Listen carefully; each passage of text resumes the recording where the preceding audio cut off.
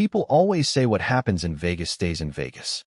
They never tell you what happens when Vegas mails the proof to your home.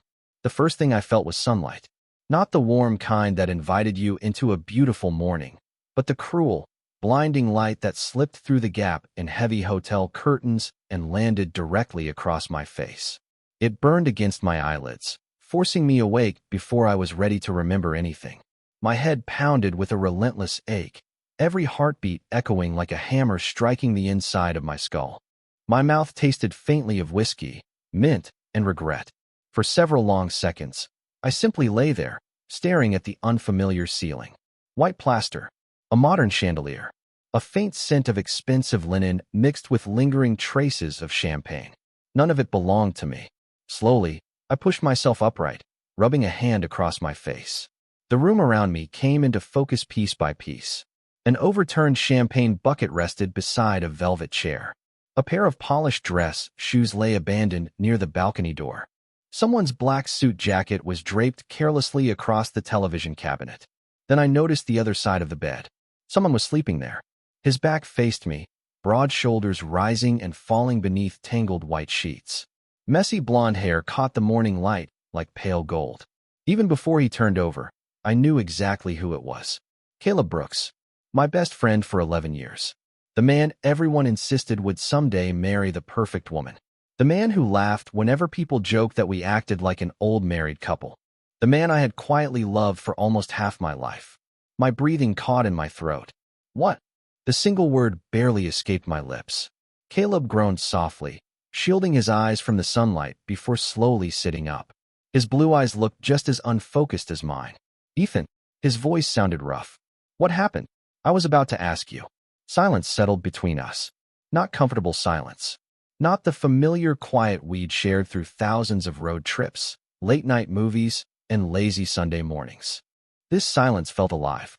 Dangerous. Our eyes drifted around the room simultaneously, each searching for answers neither of us possessed. Empty champagne bottles. A bouquet of artificial white roses. Heart-shaped confetti scattered across the carpet. Then my gaze stopped. A simple silver ring rested around my left ring finger. I stared at it. My stomach dropped, so suddenly it felt as though the floor had disappeared beneath me. No, I whispered. Caleb followed my stare. His expression froze. He slowly lifted his own hand. An identical ring gleamed beneath the morning sun. Neither of us moved. Neither of us breathed. A sharp knock interrupted the silence. Before either of us could answer, the hotel room door opened slightly. A cheerful woman wearing a chapel uniform stepped inside, carrying an elegant white envelope decorated with tiny gold bells. There you are, she smiled brightly. Congratulations again, gentlemen. We hope your wedding night was unforgettable. Wedding. The word echoed through my mind. The woman placed the envelope on the bedside table before walking away with another warm smile. The door clicked shut. Caleb reached for the envelope with visibly trembling fingers. Inside rested a beautifully embossed marriage certificate. Las Vegas marriage license. Names of spouses, Caleb Brooks. Ethan Miller. Date, yesterday. For a long time, neither of us spoke. Then something small slipped from inside the envelope. A folded card. Handwritten. In thick black ink. Your wedding video has been uploaded. Thank you for choosing Forever Lights Chapel. Caleb looked at me. I looked back at him. Neither of us remembered saying, I do. Yet somehow, the state of Nevada believed we already had. Some memories disappear because they were too painful. Others disappear because they were too beautiful to believe they were real. Neither of us reached for the card.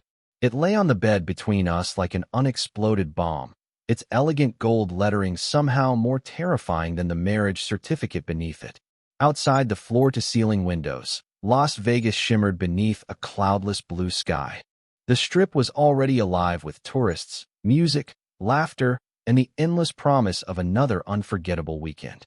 Inside room 2817, the silence felt suffocating. Caleb was the first to stand. No. His voice was low, strained. There has to be some mistake. He began pacing barefoot across the suite, dragging both hands through his messy blonde hair. I had seen him nervous before job interviews, before meeting investors, before skydiving on his 25th birthday, but never like this. This isn't funny. It doesn't feel like a joke. We were drunk. I know. so they couldn't legally marry us. I honestly don't know. He grabbed his phone from the nightstand, unlocking it with shaking fingers. No calls, no texts, no photos. He frowned. My cloud backup. His expression shifted. There are videos. My pulse quickened. Without another word, Caleb opened his gallery. Almost every recording from the previous night was a chaotic blur of flashing casino lights, karaoke performances, oversized margaritas, and us laughing until we could barely breathe. At one point, we were dancing badly in the middle of Fremont Street while strangers cheered around us. Then came the final video. Length, 3:47. Neither of us remembered pressing record.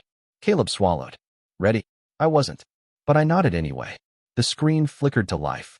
The camera shook wildly before settling inside a small white wedding chapel decorated with roses and strings of warm lights. Someone behind the camera laughed loudly. Oh my God, a woman's voice squealed. They're actually doing it. The camera focused. Me and Caleb, standing side by side, holding hands, not stumbling, not barely conscious, just smiling. Real smiles. The officiant asked something neither of us could hear over the laughter filling the chapel. Then Caleb answered. I do. The words landed like a physical blow. My breathing stopped. He didn't slur them. He didn't hesitate. His voice was calm, clear, certain. The younger version of myself, the one who had spent 11 years secretly loving the man beside me, felt his heart crack open all over again. The video continued. The officiant turned toward me. Ethan Miller. My own face filled the screen. There was fear in my eyes. Hope too. So, video, Ethan whispered with an awkward laugh. We're really doing this. Caleb looked at me in the recording. Not at the camera. Not at the guests. At me. I've never been more sure about anything. Beside me in the hotel room, Caleb's breathing became uneven. I don't remember saying that. Neither did I. The recording reached the exchange of rings. We laughed as mine nearly slipped onto the floor. Someone shouted, "Kiss him already." The chapel erupted into applause. The camera tilted slightly. The kiss never appeared. The video ended abruptly. No dramatic finale. No explanation. Just black. Caleb lowered the phone as if it had suddenly become too heavy to hold. That's impossible. His voice barely rose above a whisper. I've always been straight. The sentence lingered in the room. Painfully familiar. He had said versions of it dozens of times over the years.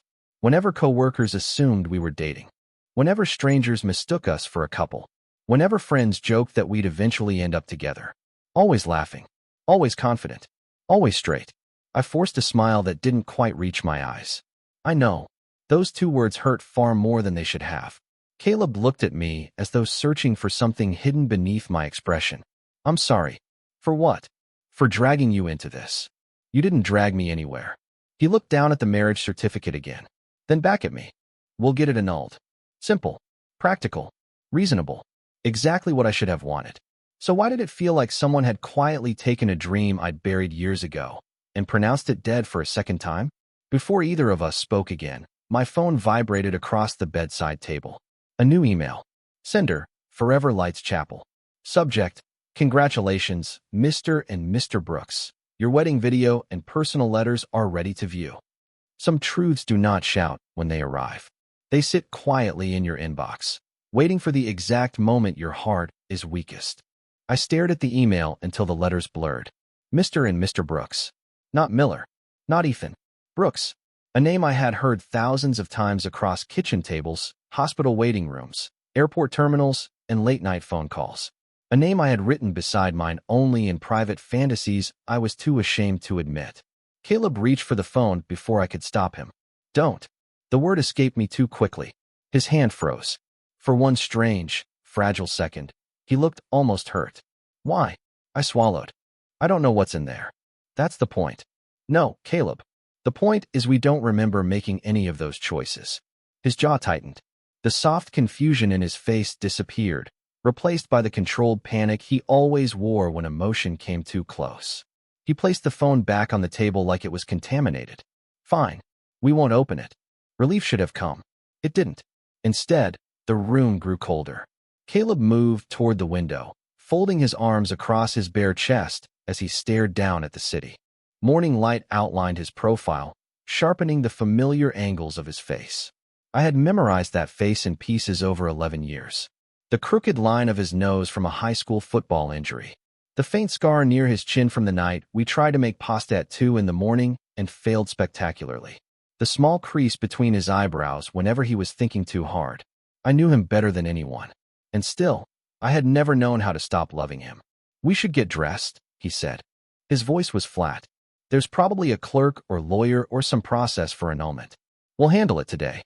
Today." As if this could be folded neatly, signed, stamped, and erased before lunch. I nodded because there was nothing else to do. We moved around the suite like strangers sharing a crime scene. Caleb found his shirt under the desk. I found one of my shoes beside the minibar and the other inside a decorative planter, which might have been funny in another life. The chapel envelope remained on the bed, white and gold and impossibly innocent. Neither of us looked at it. At least, not directly. While Caleb showered, I sat on the edge of the bed and unlocked my phone again. The email was still there. Below the subject line was a preview. "Thank you for choosing our letters before forever package. As requested, your private vows and sealed letters have been preserved." I stopped reading. Private vows. Sealed letters. My stomach twisted. A memory flashed. Not complete. Just a fragment. Caleb sitting across from me beneath red neon lights, holding a cheap hotel pin between his teeth, laughing as he bent over a piece of chapel stationery. "Write something honest, Ethan." His voice. Warm. Almost pleading. I closed my eyes. The bathroom door opened. I snapped the phone face down against the bed. Caleb stepped out with a towel around his waist, hair damp, expression unreadable. His eyes dropped to my hand. "You read it." "Only the preview." "What did it say?" "Nothing important." "Ethan." I hated the way he said my name. Like he still had the right to reach places in me no one else could touch. It mentioned letters, I admitted. Apparently we wrote something. His face went still. "Letters?" "Yeah." A long silence followed. Then Caleb laughed once, sharp and humorless. "Great. Perfect." Because apparently drunk us decided marriage wasn't dramatic enough. I stood. "We don't have to read them." "No," he looked away. "We shouldn't." The answer came too fast. That was when I understood. He wasn't only afraid of what I had written. He was afraid of what he had. By noon, we were at the county office, sitting beneath fluorescent lights while a bored clerk typed our names into a computer. Then she frowned. "I'm sorry, gentlemen. Your certificate has already been filed." Caleb leaned forward. "So we can annul it?" She smiled politely. "You can begin the process. But since both parties signed additional voluntary documentation, there may be a short review period." "What documentation?" Caleb asked. The clerk clicked again. "Joint residence declaration. Emergency contact update. Spousal travel authorization." The room tilted. Caleb turned to me slowly. But before either of us could speak, the clerk added, "And one notarized statement from Mr. Brooks declining annulment unless both sealed letters are read first." Sometimes the person who fears the truth the most is the one who wrote it. Neither of us spoke after we left the county office. The desert sun hung high above Las Vegas, bleaching every building into shades of white and gold. Tourists wandered along the sidewalks carrying shopping bags and frozen cocktails, laughing as though the city existed outside the rules of ordinary life. Maybe it did, because somewhere inside a government database, Caleb Brooks and I were legally married. And according to a document neither of us remembered signing, my best friend had refused to dissolve that marriage until we read 2 sealed letters. The rental car felt unnaturally quiet. Caleb drove without turning on the radio, both hands gripping the steering wheel tighter than necessary. His jaw remained locked, his eyes fixed on the endless stream of traffic ahead. Finally, he exhaled. "I didn't write that." I looked out the passenger window. "You don't know that." "I do. You don't remember." "I would never." He stopped himself. I waited. "Make something like that a condition." His unfinished sentence lingered between us. Because he hadn't said, "I would never marry you." He had said, "I would never make that a condition." It wasn't the same thing. 20 minutes later we arrived back at the hotel. Neither of us headed toward the elevators immediately. Instead, we found ourselves standing in the quiet lobby, surrounded by polished marble floors and enormous flower arrangements that smelled faintly of lilies. Across the room stood a small gift shop. Caleb glanced toward it. "I'm getting coffee." "I'll come." We walked inside together. The shop sold postcards, snacks, overpriced souvenirs, and travel essentials. While Caleb waited at the coffee counter, I wandered aimlessly through a rack of greeting cards. One card slipped from its display. It landed face up near my shoes. To my best friend. I stared at it. Inside, someone had written a sample message. Thank you for staying, even when life gave you every reason to leave. A sharp pressure settled behind my ribs. Another memory surfaced. Not complete. Only a voice. Mine. If one of us gets married first. Caleb laughed. The other has to give a speech. No. His younger voice answered instantly. The other has to be the best man. The memory vanished before I could hold on to it. Ethan. I blinked. Caleb stood beside me, holding 2 paper cups. You okay? I nodded too quickly. Yeah. He didn't believe me. But he didn't ask again. Back upstairs, the chapel envelope still rested exactly where we had left it. Untouched. Waiting. Caleb picked it up first. His fingers hesitated over the gold seal. I hate this. I know. I feel like. He searched for the words. Like whoever we were yesterday knows something we're trying very hard not to remember. I couldn't argue with that. He broke the seal. Inside were 2 ivory envelopes. One addressed in elegant handwriting. For Ethan. The other. For Caleb. Beneath them rested a folded instruction card. Please read each other's letter. Do not read your own first. Caleb frowned. That's oddly specific. It is. He looked at my envelope. Then at his. Maybe we shouldn't. I almost agreed. Instead, my eyes caught something tucked beneath the instruction card. A small Polaroid photograph. Caleb and I stood outside the chapel beneath glowing neon lights. My arm was wrapped around his waist. His forehead rested gently against mine.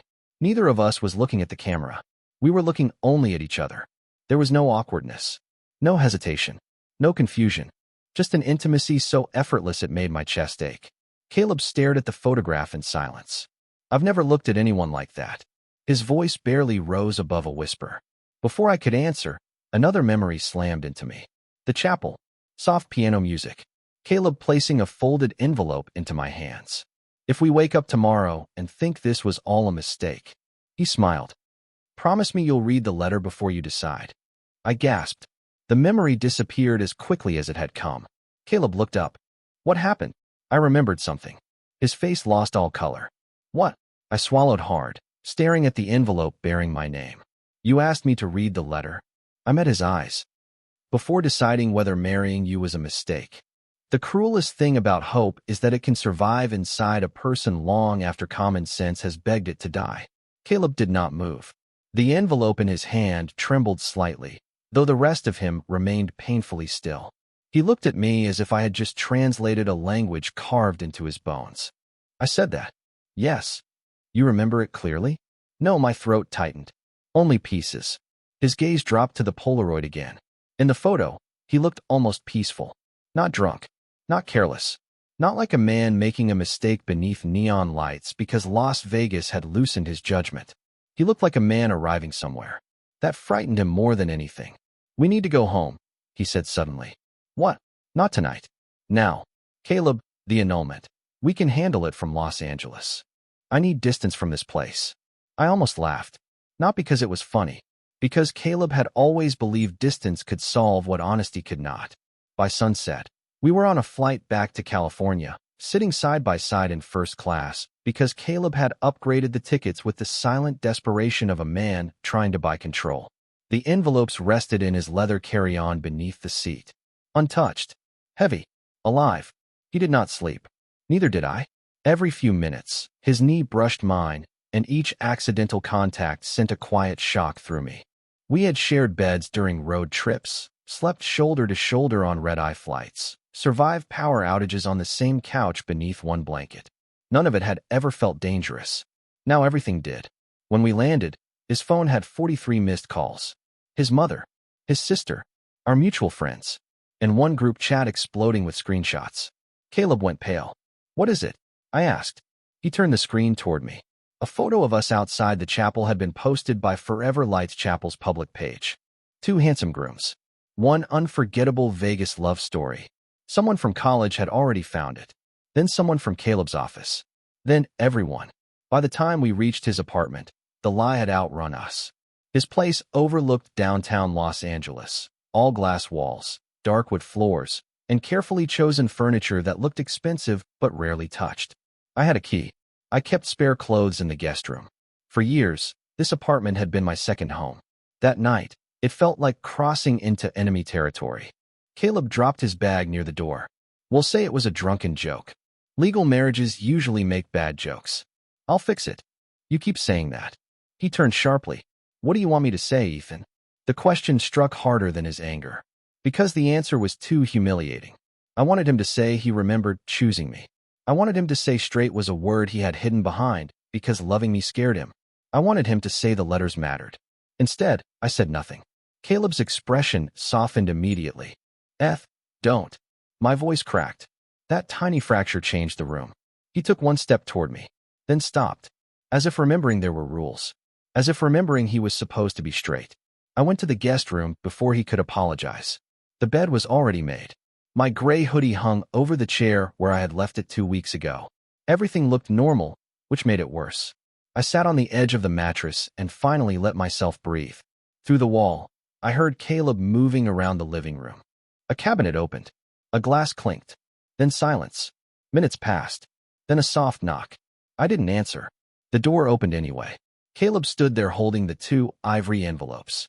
His eyes were red. I can't sleep knowing they're in the other room. My heart began to pound. He walked closer, slowly, carefully, as though approaching a wounded animal. I'm scared, he admitted. It was the first honest thing he had said all day. So am I. He handed me the envelope addressed to him. Then he kept the one addressed to me. We sat side by side on the guest bed, shoulders almost touching, both holding the other man's truth. Caleb broke his seal first. I watched his face change as he unfolded my letter. Confusion, tenderness, pain, then devastation. He looked up at me, breath shaking. Ethan, I could barely speak. What did I write? His eyes filled with something I had never seen there before. You wrote goodbye. The saddest goodbye is the one written by someone who still hopes you'll stop them before they leave. Caleb's hands shook so violently that the paper crackled between his fingers. He wasn't crying. Not yet. But the color had drained from his face, and his breathing came in short, uneven bursts as though every sentence he had just read demanded air his lungs refused to give him. I watched him carefully. What did I say? He didn't answer immediately. Instead, he lowered his eyes to the letter again and reread the final paragraph in silence. His thumb lingered against the edge of the page, almost protectively, as if folding it away would somehow erase the words. Ethan. His voice broke. I didn't know. My chest tightened. You didn't know what? He swallowed hard. You've loved me for 11 years. The room became impossibly still. There it was. The secret I had buried beneath jokes, birthdays, holidays, football games, apartment keys, and every ordinary moment we had shared. Written in ink. Impossible to deny. I looked away. I never wanted you to find out like this. Caleb continued reading aloud, barely above a whisper. If you're reading this, it means we actually went through with the wedding. Maybe it was the alcohol. Maybe it was courage we only borrowed for one night. Either way, I already know what happens tomorrow. You'll wake up, remember you're straight, apologize, and ask for an annulment. I'll smile because I love you enough to make leaving easier than staying. Every word landed exactly where it had hurt when I wrote it. I remember writing that. I admitted quietly. Not the whole night, just sitting alone for a while. Caleb looked up in disbelief. You expected me to leave before we even woke up? I laughed softly. There wasn't another ending, was there? He opened his mouth, closed it again, because neither of us had an answer. He continued reading. Please don't feel guilty. None of this is your fault. Loving you has been the greatest privilege of my life, even if I was the only one who knew it. Tomorrow, I'll help you undo every signature. Then I'll disappear from yours. His voice cracked completely on the last sentence. He lowered the paper. You were going to disappear? I already accepted a job in Seattle. His head snapped toward me. What? I signed the contract 3 weeks ago. You never told me. I couldn't. Why? Because if I told you. My smile felt painfully small. You would have asked me to stay? I would have. But not for the reason I wanted. Silence. The truth settled between us with unbearable weight. Caleb stared at me as though seeing a stranger and his oldest friend at exactly the same time. You were really going to leave? Yes. And never tell me why. I thought it was Kinder. His eyes glistened. Kinder for who? I had no answer. Minutes passed before either of us spoke again. Finally, Caleb looked down at the second envelope still resting in my lap. My turn. The one addressed to me. Written in Caleb's unmistakable handwriting. For Ethan. I hesitated. If we read it. I know. Nothing goes back to the way it was. He nodded once. I don't think it already can. Slowly, I slid my finger beneath the seal. Unlike my letter, Caleb's contained several folded pages. The first sentence was enough to stop my heart. Ethan, if you're reading this tomorrow, there's a good chance I'll spend the rest of the morning pretending none of tonight happened. I looked up instinctively. Caleb's eyes widened. I wrote that. I nodded without speaking.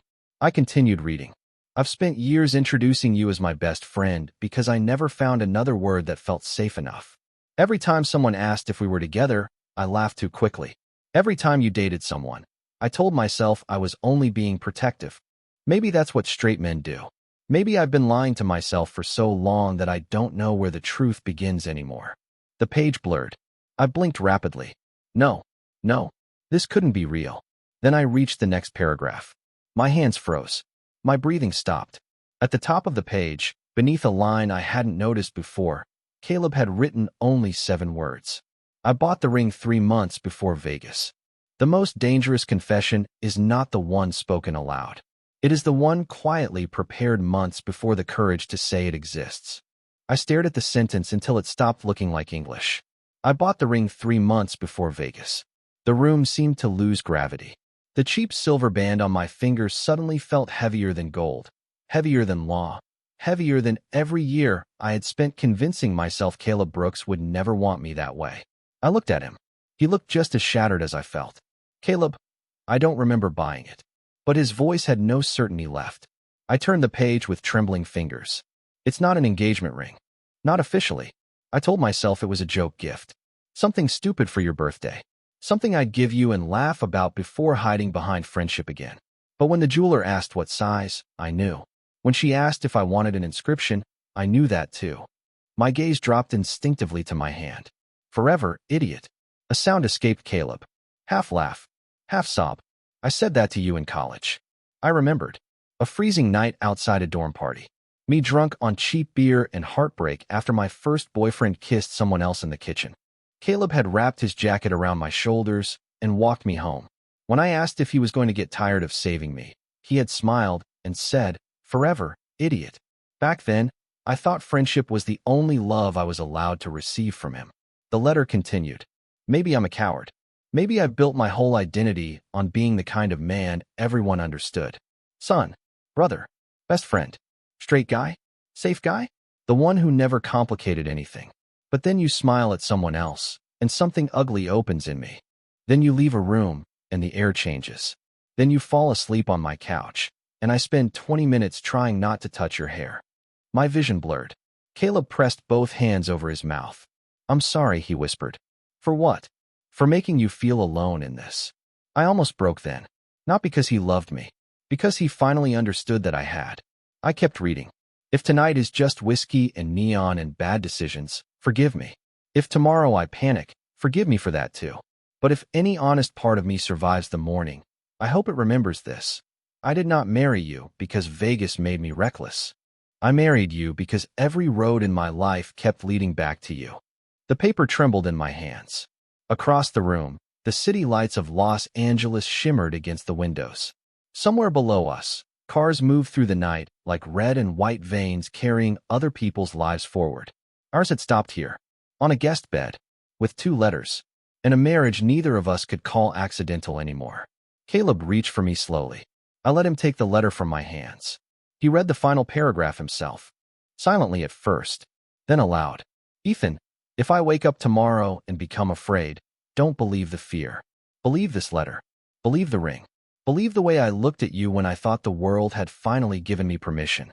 And if I ask to undo this, make me read my own words before I ruin the only true thing I have ever chosen. His voice broke on chosen. The silence after that was unbearable. I stood too quickly. I need air. Caleb rose with me.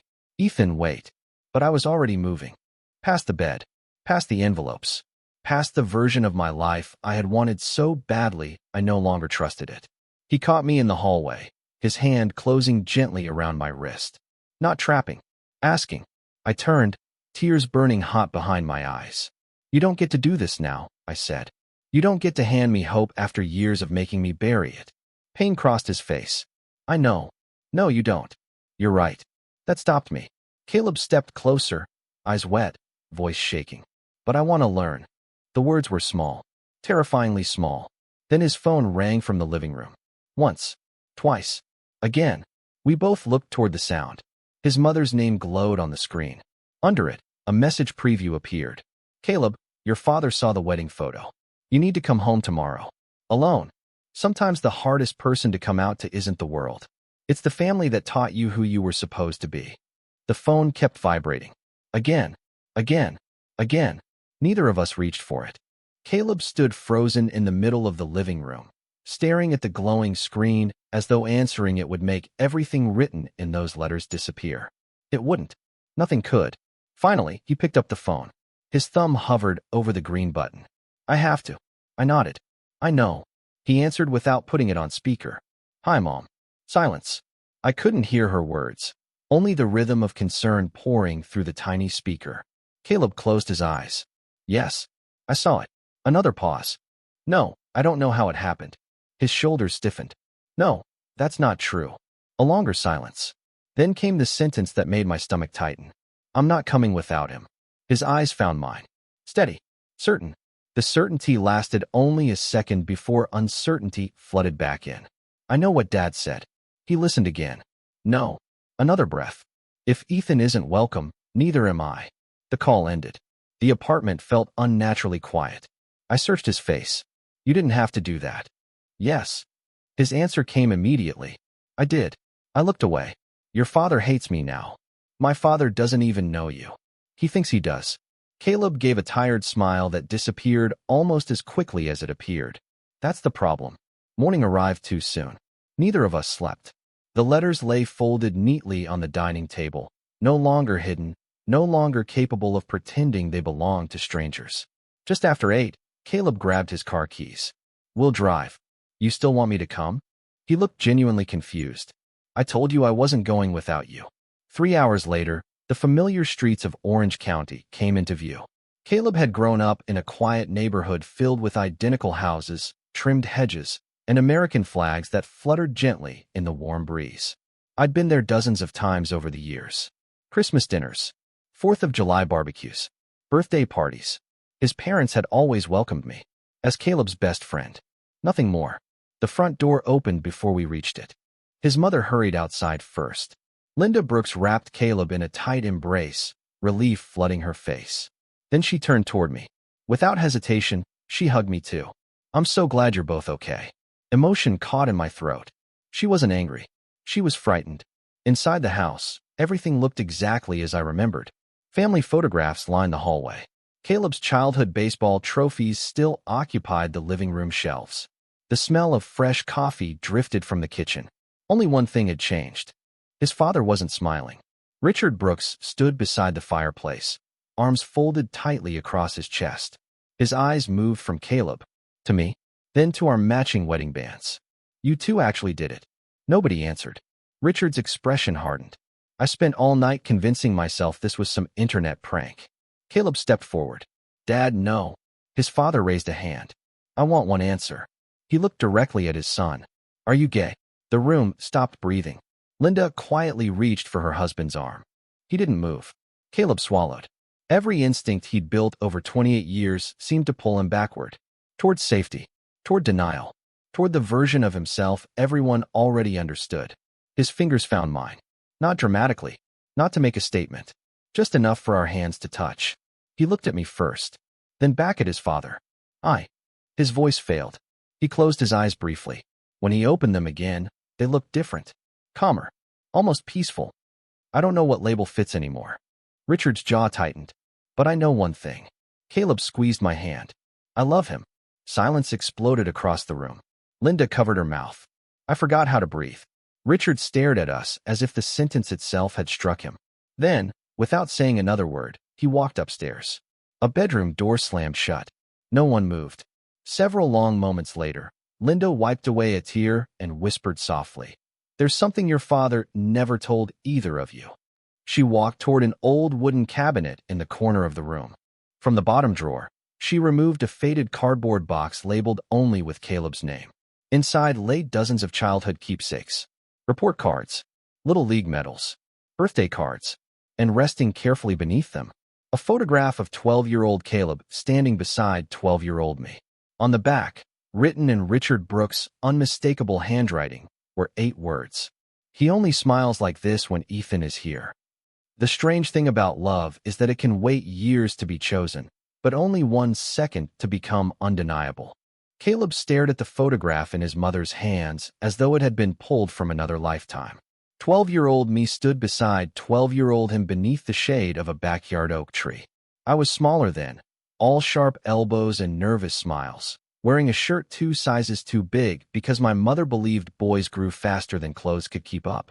Caleb had one arm slung around my shoulders, grinning at the camera like the world had given him something sacred. "He only smiles like this when Ethan is here." The words on the back of the photo did something the letters had not. They reached further back, before Vegas, before college, before the careful lies of adulthood, before Caleb learned to call safety by another name. Linda placed the photograph on the coffee table. "Your father wrote that after your 13th birthday," she said softly, "you were upset because Ethan had to leave early. You wouldn't talk to anyone for the rest of the night." Caleb swallowed hard. "Why did he keep it?" Linda looked toward the staircase. "Because parents notice things before children know how to name them." Silence settled over the living room. Then footsteps creaked above us. Richard Brooks returned slowly, no longer carrying the sharpness he had worn like armor. His face looked older, tired, human. He stopped near the fireplace. "I was scared," he said. Not an excuse. A confession. Caleb's hand tightened around mine. Richard looked at him. "When you were a boy, I saw how you looked at him. I told myself it was friendship because that was easier. Then you grew up, dated girls, brought them home, said all the right things. I thought maybe I had imagined it." His eyes shifted to me. I was wrong. No one moved. Richard exhaled shakily. "And last night, when I saw that wedding photo, I wasn't angry because of Ethan. I was angry because I realized my son had been hiding from himself in a house where he should have been safe." Caleb broke then. Not loudly, not dramatically, just one sharp breath that collapsed years of control. "I didn't know how to be this," he whispered. Richard stepped forward. "Then learn." The words were simple. They changed everything.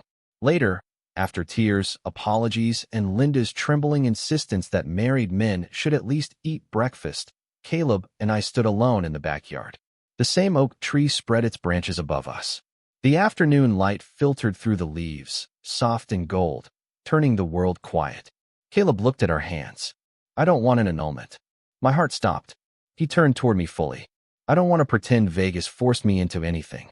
I don't want to hide behind drunk jokes or panic or labels I wore because they made everyone comfortable."